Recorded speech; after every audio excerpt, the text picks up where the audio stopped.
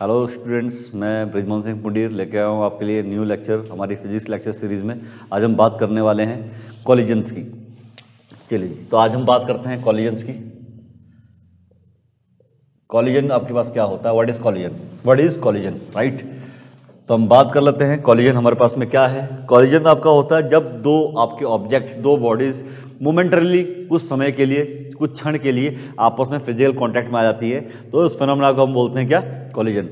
तो कॉलिजन क्या है? It is a physical contact between two bodies for a moment. कुछ समय के लिए अगर दो बॉडीज़ आपस में कांटेक्ट में आती हैं तो उसे बोलते हैं कॉलिजन। तो कॉलिजन क्या चीज़ है? when two surfaces, when two bodies come in physical contact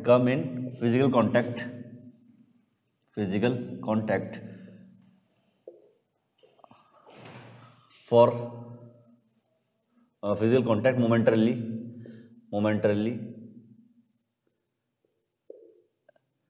then this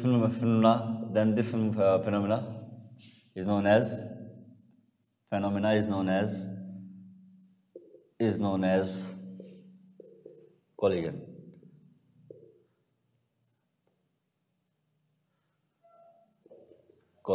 right?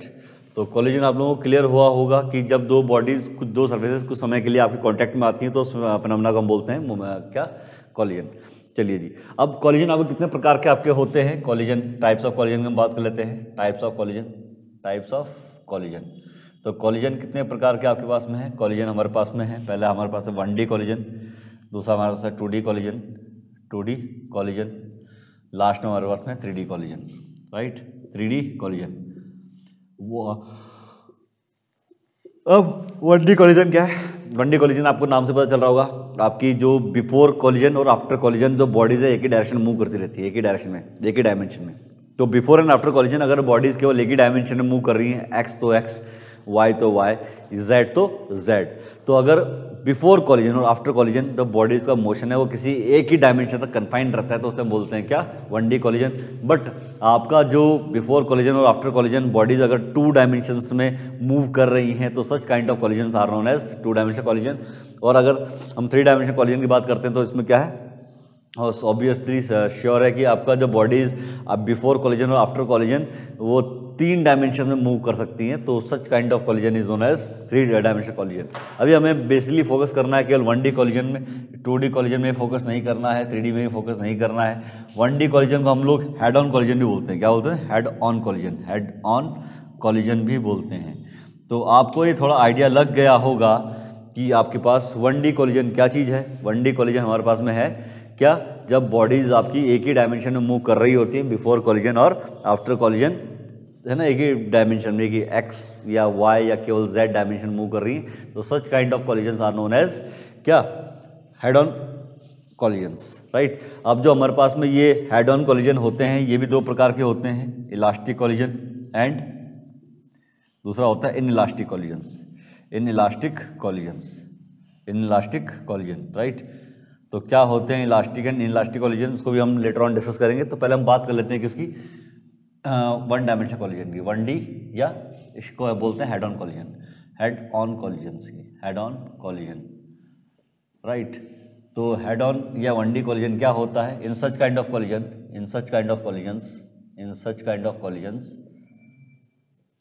Collisions bodies move along one dimension only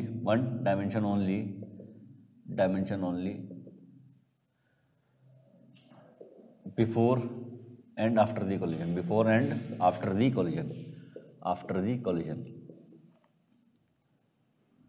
तो कॉलिजन और से पहले और कॉलिजन के बाद बॉडीज़ केवल एक ही दिशा में मूव करती रहती हैं, तो इस प्रकार के कॉलिजन को बोलते हैं 1D कॉलिजन, राइट? तो मेरे ख्याल से आप लोगों को क्लियर हो गया होगा 1D कॉलिजन अब क्या होता है।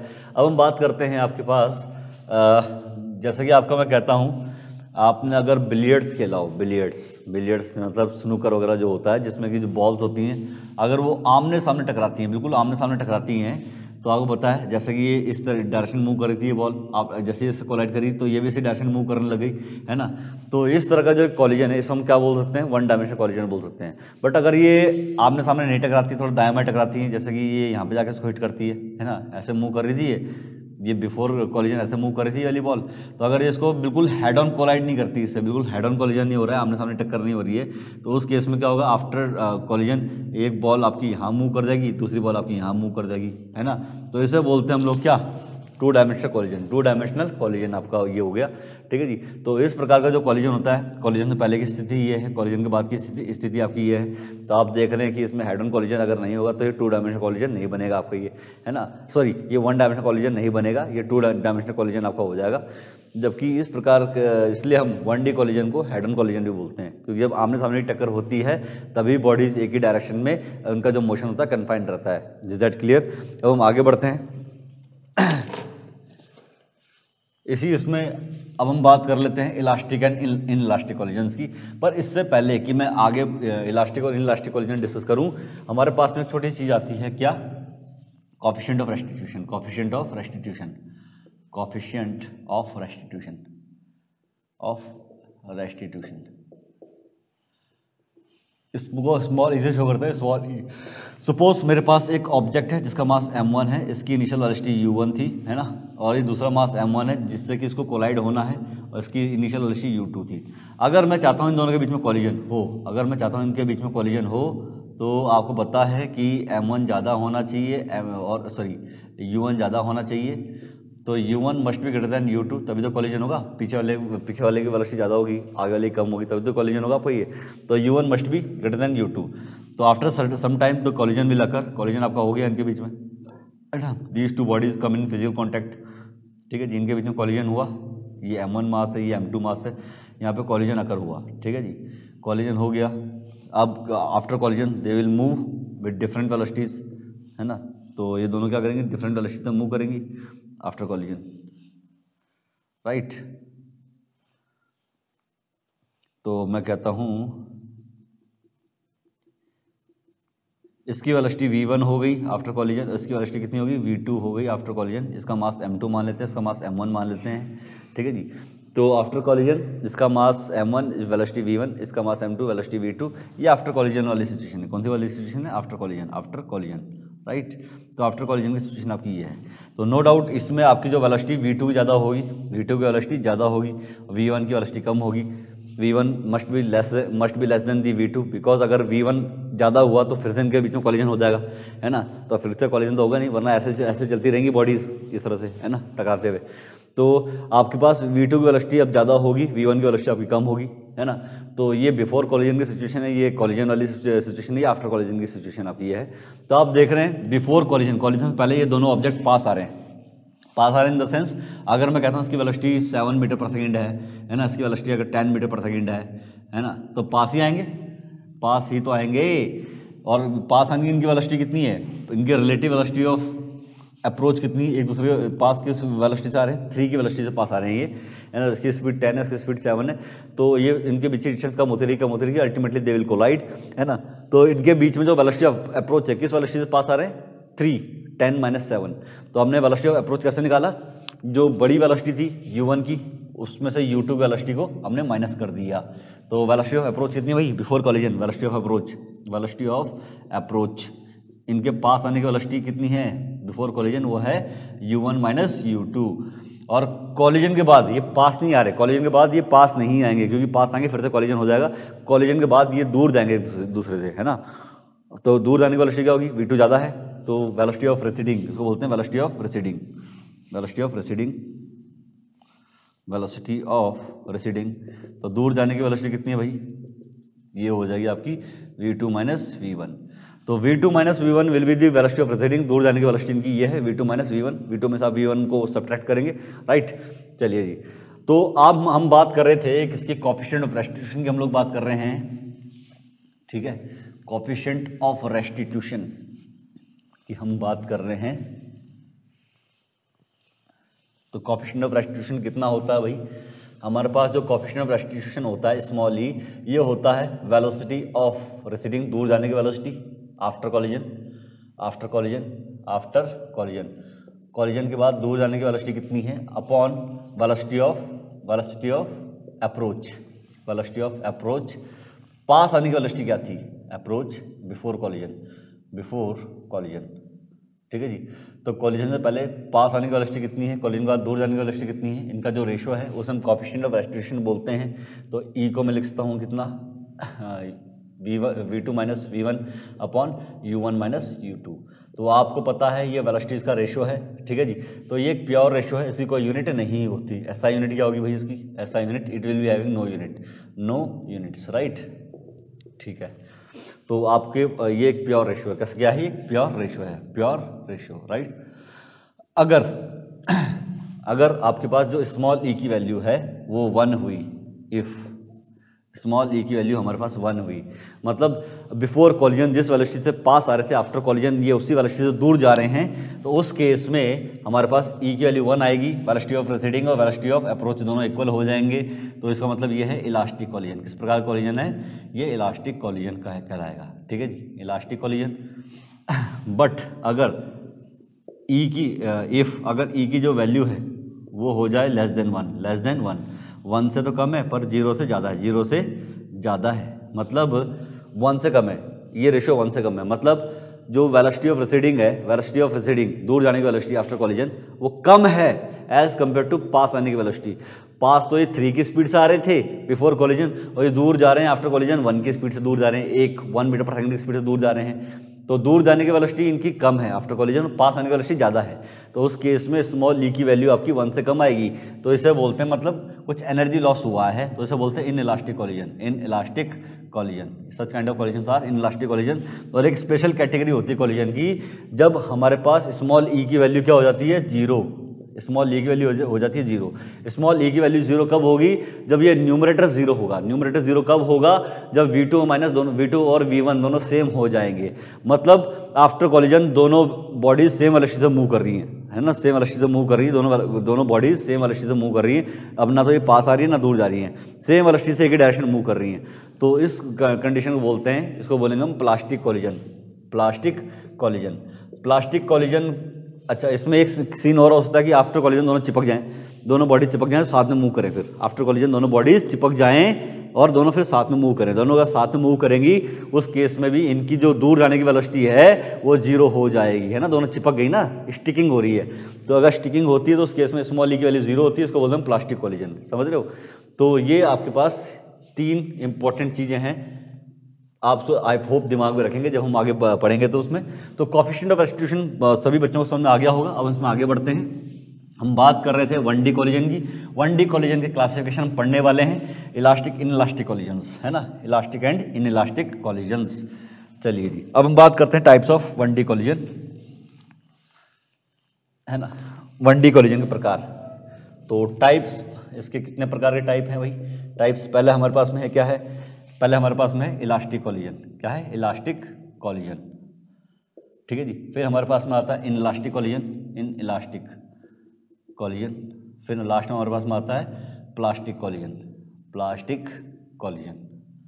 इनको 1 बाय 1 डिस्कस कर लेते हैं, राइट।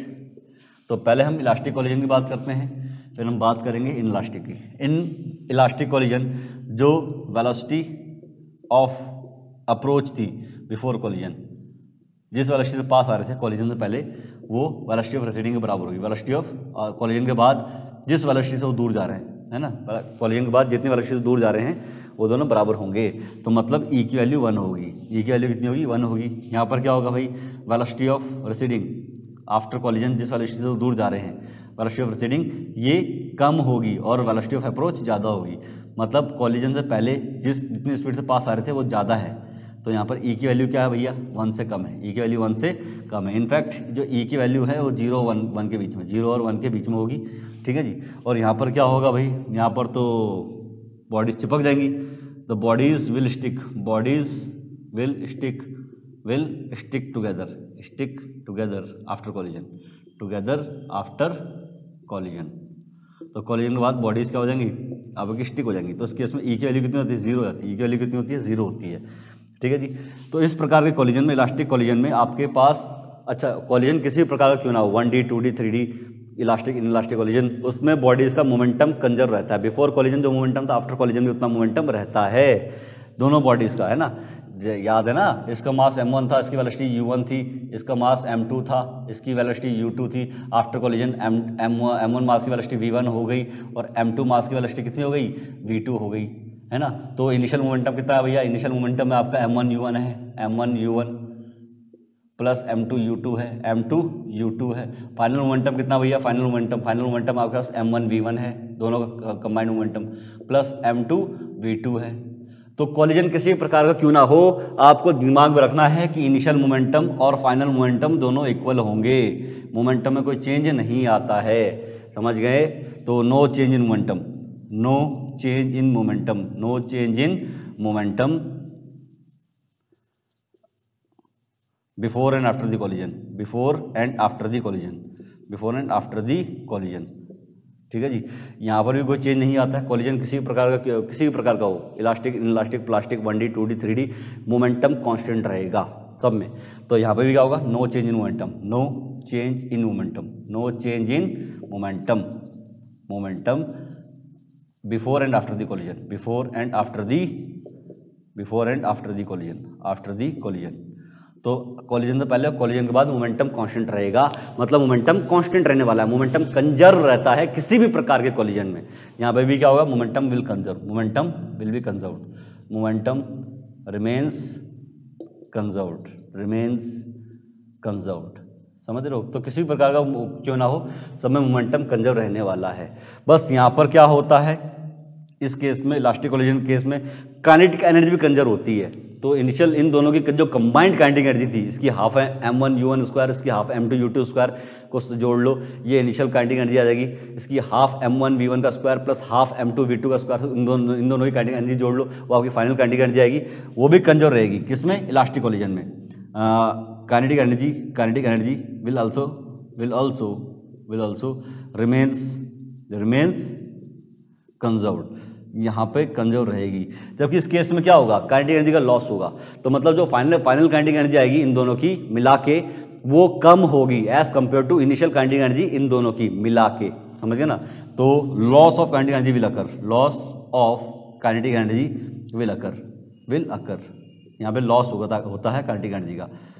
और प्लास्टिक कोलिजन केस में मैक्सिमम लॉस होता है काइनेटिक एनर्जी का, ध्यान रखेंगे आप लोग, maximum loss of kinetic energy occurs, maximum loss of kinetic energy occurs, तो याद रखना। इसमें क्वेश्चन आपका बन चुका है कि भैया मैक्सिमम काइनेटिक एनर्जी का लॉस कब होता है, जब स्मॉल ई की वैल्यू 0 होती है। स्मॉल ई की वैल्यू क्या होती है, 0 होती है, तब हमारे पास मैक्सिमम काइनेटिक एनर्जी का लॉस होता है। इस चीज़ का ध्यान रखेंगे आप, समझ गए ना। ये क्वेश्चन आपका ऑलरेडी बन चुका है इस पर। तो आई होप कि आप लोगों को समझ में आ गया होगा कि आपके पास 1D मोशन क्या होता है, इलास्टिक इनइलास्टिक और प्लास्टिक कोलिजन्स क्या होते हैं, ठीक है जी। तो अब हम आगे बढ़ेंगे, हम डिस्कस करेंगे कुछ प्रीवियस ईयर क्वेश्चंस को डिस्कस करेंगे, उसके बाद हमारा चैप्टर खत्म हो जाएगा। ओके स्टूडेंट्स, अब हम लोग डिस्कस करेंगे कुछ प्रीवियस ईयर क्वेश्चन को हम डिस्कस कर लेते हैं। पहला क्वेश्चन हमारे पास में क्या है कि हमारे पास एक कुली है, ठीक है जी। ये कुली मूव कर रहा है और अपने सर पे लोड लेके मूव कर रहा है। जो उसके सर पे लोड है वो है 10 kg का। कितने kg का लोड है, 10 kg का। तो ये मूव कर रहा है इस तरफ, this pulley is moving this side, है ना। तो इसका जो डिस्प्लेसमेंट है, ये डिस्प्लेसमेंट मैं कहता हूँ ये भी है 20 मीटर का डिस्प्लेसमेंट है। 20 मीटर डिस्प्लेस कर जाता है coolie by taking that load on his head. वो अपने सर पे लोड लेके 20 मीटर डिस्प्लेस कर गया, है ना। तो आपको बताना है find the work done by the load, ठीक है जी। जो लोड उसने अपने ऊपर ले रखा है उसके द्वारा वर्क डन कितना होगा, ठीक है जी। तो अगर हमें वर्क डन निकालना है, वर्क डन का फॉर्मूला क्या था, याद होगा आपको, force into displacement into cos theta. Force जो लोड है, लोड का जो फोर्स होगा कितना होगा, वो लोड का जो वेट है, अच्छा जी की वैल्यू को आप 10 ले लीजिए, जी की वैल्यू को 10 मीटर पर सेकंड स्क्वायर ले लीजिए। तो इस केस में जो लोड का वेट है, इस लोड का वेट कितना है, वेट हो जाएगा 10 इंटू 10 kg मास है mg, वेट mg होता है, mg m 10 kg है, g भी 10, तो 100 न्यूटन का क्या है, 100 न्यूटन का उसका वेट है। तो फोर्स भी आप वेट के इक्वल वेट ही वाला ही लेंगे, ठीक है जी। तो जो फोर्स है वो कितना लेंगे 100, डिस्प्लेसमेंट कितना है 20, कॉस थीटा कितना भैया, थीटा होता है फोर्स, वेट आपका नीचे की तरफ को है, वेट नीचे की तरफ को है और क्या बोलते हैं डिस्प्लेसमेंट इस तरफ को है, डिस्प्लेसमेंट इस तरफ को है, दोनों के बीच का एंगल कितना है 90 डिग्री है, तो कॉस कितना आएगा 90 डिग्री, क्योंकि यहाँ पे जो थीटा होता है ना, थीटा ये थीटा होता है एफ और एस के बीच का एंगल। लोड तो नीचे की तरफ है ना, लोड क्योंकि किसी भी चीज़ का वेट जो होता है नीचे की तरफ होता है, ग्रेविटी है ना, ग्रेविटी के कारण जो वेट है, डिस्प्लेसमेंट बॉडी का इधर हो रहा है। कॉस 90 की वैल्यू आती है 0, तो ये हो जाएगा 2000 इंटू 0, तो ये हो जाएगा 0, तो वर्क डन विल बी 0। तो जो यहाँ पर वर्क हो रहा है इस लोड की वजह से नहीं हो रहा है ये वर्क डन, जो वर्क डन हो रहा है जो अर्थ इस पर फोर्स लगा रही है आगे की तरफ, एक्शन रिएक्शन याद करो, लॉज ऑफ मोशन, अगर ये आदमी पीछे की तरफ फोर्स डाल रहा है इस अर्थ पे, तो अर्थ भी इस पर आगे की तरफ फोर्स डाल रही है, तो उस फोर्स की वजह से हो रहा है ये डिस्प्लेसमेंट, और उसी फोर्स की वजह से हो रहा है ये वर्क डन, समझ गए ना। तो इस लोड की वजह से वर्क डन नहीं हो रहा है, इस लोड की वजह से ये डिस्प्लेस नहीं कर रहा है ये, समझ गए। तो दैट्स वाई इस लोड की वजह से जो वर्क डन आएगा वो भी कितना आएगा बच्चों, यहाँ पे इस केस में 0 आ रहा है। तो आई होप यहाँ पे आपको समझ में आ गया होगा। अगला क्वेश्चन हमारे पास में है, क्वेश्चन है हमारे पास, a body initially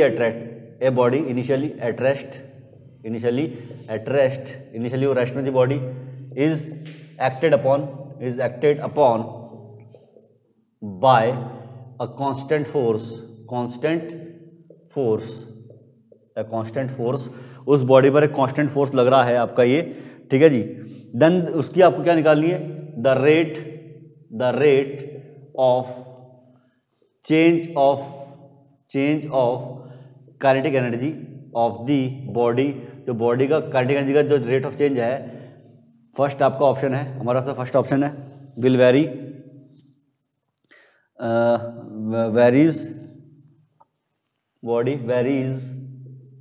linearly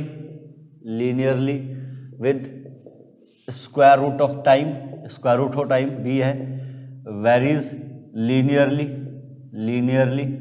with time, है ना, तो लीनियरली विद टाइम। फिर हमारे पास में है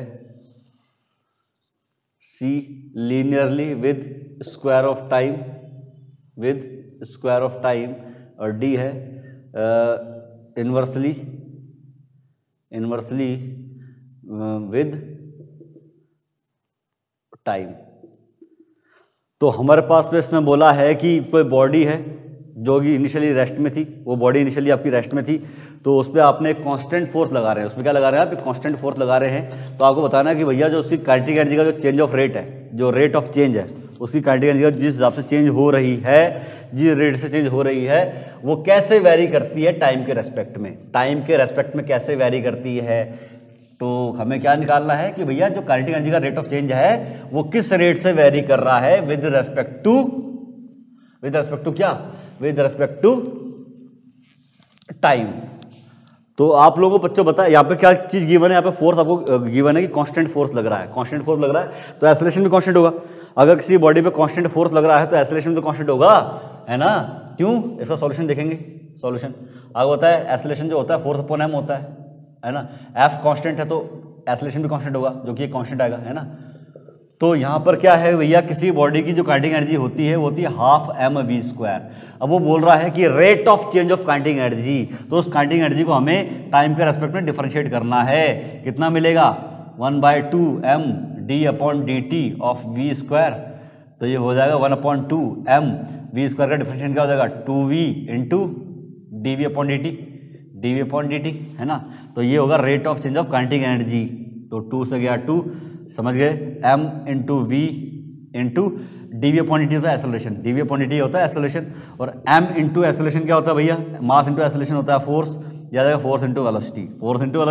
तो rate of change of kinetic energy कितना आ गया हमारे पास, rate of change of kinetic energy आ गया force into velocity. Force constant है, वेलोसिटी क्या होती है भैया, किसी टाइम पर उसकी वेलोसिटी कितनी होगी। वेलोसिटी अगर आपको पता है अगर एक्सेलरेशन कांस्टेंट है, जो कि हमारे पास इस केस में है, एक्सेलरेशन कांस्टेंट होता है v बराबर होता है u + at। इस क्वेश्चन में बोल रहा है कि जो u है इनिशियल वेलोसिटी 0 है, इनिशियल वेलोसिटी कितनी है 0 है, तो v कितना होगा, किसी मूवमेंट पर वेलोसिटी कितनी होगी, a × t हो जाएगी, है ना। तो velocity can be written as a × t। तो यहाँ पर जो वेलोसिटी है इसको मैं क्या लिखता हूँ, f × a × t। अब आपको पता है फोर्स कांस्टेंट है, एक्सेलरेशन कांस्टेंट है, तो rate of change of kinetic energy है वो प्रोपोर्शनल टू टी हो जाएगा। तो हम यहाँ पर देख रहे हैं जो काइनेटिक एनर्जी का रेट ऑफ चेंज है, काइनेटिक एनर्जी का जो रेट ऑफ चेंज है, it is directly proportional to the it is proportional to the linear relation आ रहा है, rate of change of kinetic energy में और टाइम में लीनियर रिलेशन आपका आ रहा है, तो ऑप्शन करेक्ट क्या होगा, B will be the correct option. तो जो काइनेटिक एनर्जी का रेट ऑफ चेंज है वो टाइम के साथ लीनियर रिलेशन में, कैसा रिलेशन में है, लीनियर रिलेशन में है, तो it will varies linearly with time, तो B will be the correct option. I hope कि ये वाला क्वेश्चन आपको समझ में आया हो। ठीक है जी, अब हम बढ़ते हैं अपने नेक्स्ट क्वेश्चन की तरफ। और कुछ क्वेश्चन जो हमारे बनते हैं ज़्यादातर एनडीए में जो क्वेश्चन आपके बनते हैं वो बनते हैं आपके किस पे, वो बनते हैं बच्चों हमारे एनर्जी कन्वर्जन पे। तो हमारा नेक्स्ट क्वेश्चन है कि भैया जो डैम्स में होता है ना डैम, तो डैम में कौन सा एनर्जी कन्वर्जन होता है, कौन सी एनर्जी किस में कन्वर्ट होती है। अगला क्वेश्चन हमारे पास है कि जो डैम होते हैं हाइड्रो इलेक्ट्रिक पावर डैम जो होते हैं, जहाँ पर कि आपको पता होगा है ना, भाखड़ा नांगल डैम है, टिहरी डैम है आपके पास, तो यहाँ पर जो एनर्जी होती है उसका कन्वर्जन किस फॉर्म में होता है, क्योंकि अल्टीमेटली तो आपको इलेक्ट्रिकल एनर्जी मिल रही है, कौन सी एनर्जी मिल रही है, इलेक्ट्रिकल एनर्जी, पर क्या वो अंदर डैम के अंदर भी इलेक्ट्रिकल एनर्जी के फॉर्म में स्टोर थी क्या, नहीं। तो आपके डैम्स में जो एनर्जी कन्वर्जन हो रहा है वो क्या हो रहा है, जो वाटर की स्टोर्ड पोटेंशियल एनर्जी है that is getting converted into the finally electrical energy. तो याद रखना हाइड्रो पावर डैम में जो होते हैं, हाइड्रो पावर डैम में which kind of energy conversion is taking place, which kind of energy conversion is taking place, conversion is taking place, is taking place किस प्रकार का हो रहा है भैया, है ना। Options are electric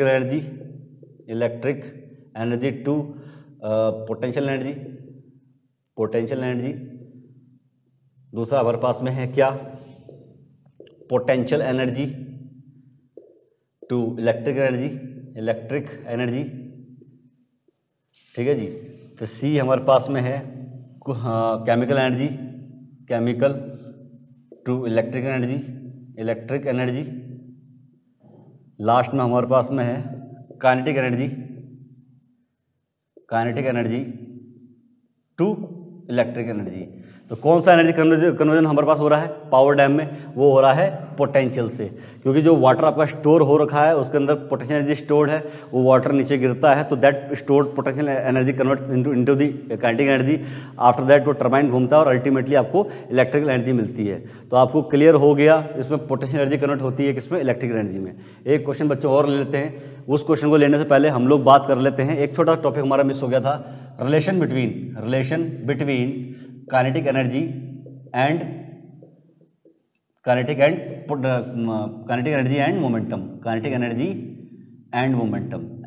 momentum. तो काइनेटिक एनर्जी और मोमेंटम में क्या रिलेशन है भैया, काइनेटिक एनर्जी के है ना। तो आपको होता है काइनेटिक एनर्जी का फॉर्मूला क्या होता है, ये होता है ये होता है आपके पास में 1/2 mv², राइट। तो ये काइनेटिक एनर्जी का फॉर्मूला आपके पास में होता है, कोई बॉडी m मास की बॉडी है, उसके पास v वेलोसिटी है, तो उसकी काइनेटिक एनर्जी ये होगी, और उसका मोमेंटम कितना होगा, मोमेंटम होता है m इंटू v, याद होगा आप लोगों को। तो अगर मैं ऊपर नीचे उसमें m से मल्टीप्लाई कर दूं तो कोई फर्क पड़ेगा, नहीं पड़ेगा, काइनेटिक एनर्जी के फॉर्मूले कोई फर्क नहीं पड़ेगा, बट आपके पास क्या हो जाएगा 1/2 m² v² अपॉन m आ जाएगा, ये m इंटू m तो हो जाएगा m² है ना, और इसको मैं क्या लिखता हूँ 1/2 mv² अपॉन m v होता है मोमेंटम, हो जाएगा मोमेंटम अपॉन मोमेंटम का स्क्वायर अपॉन 2m। तो काइनेटिक एनर्जी और मोमेंटम में रिलेशन आ गया क्या, बड़ा इंपॉर्टेंट रिलेशन है, एनडीए में बहुत से क्वेश्चन इस पर बने हुए हैं। तो काइनेटिक एनर्जी और मोमेंटम में क्या रिलेशन है, कि काइनेटिक एनर्जी होती है मोमेंटम का square upon twice the mass, is that clear. चलिए इसमें हम क्वेश्चन ले लेते हैं, जो कि बहुत बार क्वेश्चन इसी से पूछा हुआ है, इस फॉर्मूले पे बेस्ड, कि अगर मैं किसी बॉडी के मोमेंटम को 50% इंक्रीज कर दूं, 50% बढ़ा दूं, तो काइनेटिक एनर्जी में कितना परसेंट का चेंज आएगा। अगर मोमेंटम को मैं 50% इंक्रीज कर दूं तो, if momentum of body is increased by 50%, ठीक है, क्वेश्चन है if momentum of a body is increased by 50% बढ़ा दिया, then what will be the percentage change in kinetic energy. Kinetic energy में कितना परसेंट चेंज होगा, ठीक है जी। तो मोमेंटम चेंज आपको निकालना है, सॉरी काइनेटिक एनर्जी चेंज आपको निकालना है। तो आपको बेसिकली क्या निकालना है, काइनेटिक एनर्जी में कितना चेंज हुआ अपॉन ओरिजिनल काइनेटिक एनर्जी कितनी थी इनटू 100, ये तो निकालना है। इसे तो बोलते हैं percentage change, percentage change in के, ये आपको ये चीज़ आपको निकालनी है। ठीक है जी। तो कैसे निकालेंगे भैया momentum change,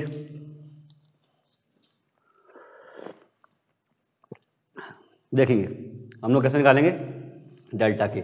initial kinetic energy में मान लेता हूँ भैया उसकी हाफ mv² थी, ठीक है जी, या यूँ कहूँ इनिशियल मोमेंटम उसका p था, है ना, तो इतनी उसकी वो थी काइनेटिक एनर्जी। मास में कोई चेंज नहीं हो रहा है, जो चेंज हो रहा है मोमेंटम में हो रहा है, राइट। तो ये इनिशियल मोमेंटम था। फाइनली आपने उसका मोमेंटम 50% रेस कर दिया, तो फाइनल काइनेटिक एनर्जी कितनी हो जाएगी, फाइनल काइनेटिक एनर्जी हो जाएगी 50% रेस कर दो। तो इनिशियल मोमेंटम पी था, इसका 50% आपने बढ़ा दिया, ठीक है जी, सॉरी 50% आपने और बढ़ा दिया, किसका पी का, इसका स्क्वायर अपॉन 2m। तो पहले मोमेंटम पी था, अब पी प्लस 50% आप बढ़ा दो, कितना देगा भैया, ये आ जाएगा, सॉल्व करो, ये 3/1 1/2 3/2 पी का स्क्वायर अपॉन 2m। सॉल्व करेंगे फाइनल काइनेटिक एनर्जी कितनी आ जाएगी भैया, आ जाएगी 9/4 इंटू पी का स्क्वायर अपॉन 2m, ठीक है जी, 3 का स्क्वायर अपॉन 2 का स्क्वायर, ठीक है। पी स्क्वायर अपॉन 2m क्या भाई, पी स्क्वायर अपॉन 2m क्या है, पी स्क्वायर अपॉन 2m है इनिशियल काइनेटिक एनर्जी। तो फाइनल काइनेटिक एनर्जी कितनी है भैया, वो है 9/4 times the initial kinetic energy, ठीक है जी। तो हमारे पास फाइनल काइनेटिक एनर्जी आ गई, इनिशियल काइनेटिक एनर्जी आ गई। अब हमें निकालना है क्या क्या चेंज निकालना है कि भैया कितने का चेंज आएगा, ठीक है। तो चेंज कैसे निकालेंगे भाई, कैसे हम लोग चेंज निकालेंगे देख लेते हैं। चेंज इन काइनेटिक एनर्जी हम कैसे निकालते हैं, final kinetic energy minus initial kinetic energy. Final कितनी है 9/4 इंटू इनिशियल काइनेटिक एनर्जी, है ना, माइनस KI, तो ये आ जाएगा चेंज इन काइनेटिक एनर्जी। तो चेंज इन काइनेटिक एनर्जी कितना आ गया भाई, ये आ जाएगा 5/4 KI। तो ये हमारे पास चेंज इन काइनेटिक एनर्जी आया। हमें निकालना क्या है, ये चीज़ निकालनी है हमें, है ना। तो कैसे निकालेंगे, डेल्टा के को KI से डिवाइड कर दो, तो डेल्टा के हमारे पास कितना है 5/4 KI अपॉन KI से KI गया, अच्छा इंटू 100 भी तो करना है, इंटू 100 भी करना है, ठीक है जी। तो इंटू 100 भी कर दो, कितना आ जाएगा भाई सॉल्व करके, 5/4 इंटू 100 कितना आ जाएगा 125%। तो कितना चेंज आया भैया, यही तो परसेंटेज चेंज है। तो percentage change in kinetic energy हमारे पास कितना आ गया, इन काइनेटिक हमारे पास कितना आ गया 125%, कितना आ गया भैया 125%। तो जो भी 125% का ऑप्शन होगा उसको आप टिक कर देंगे। तो आई होप कि आपको समझ में आया हो किस तरह से क्वेश्चन को टैकल करना है, ठीक है जी। तो ये था बच्चों हमारे इस वर्क एनर्जी पावर के लेक्चर में, आई होप कि आपको समझ में आया हो, है ना। तो मिलते हैं आपसे नेक्स्ट लेक्चर में, टिल देन बाय।